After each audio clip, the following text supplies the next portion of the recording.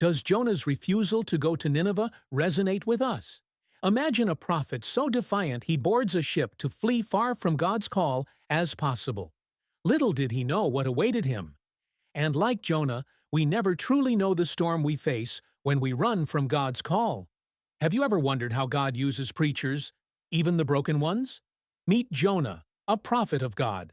Not just any prophet, a prophet of God, but one who ran the opposite direction of God's command.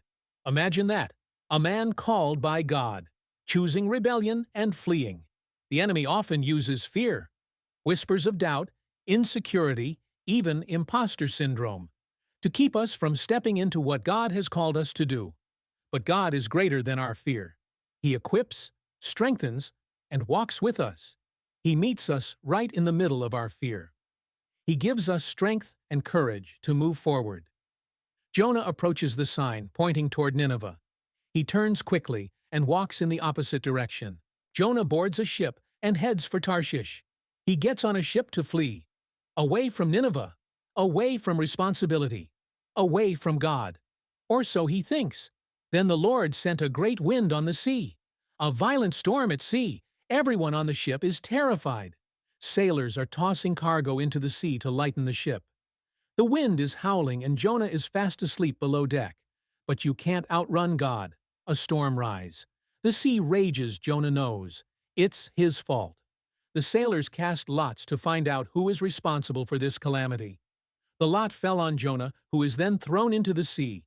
Yes, thrown overboard, sinking to the depths of the sea. But instead of death, grace. The whale swallows Jonah. Trapped in the slimy belly of the great fish, Jonah sinks into the depths of the sea. Jonah curled up, and barely holding on, he uses his last ounce of strength to call on the Lord, begging for mercy and rescue. 3 days in darkness, not punishment, but preparation, for a heart change, for surrender, and the calling Jonah tried to outrun.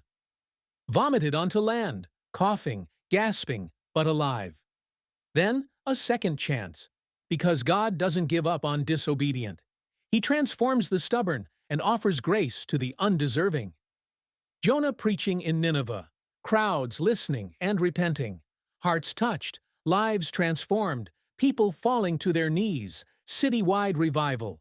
That same runaway prophet becomes the instrument of one of the greatest revivals in history.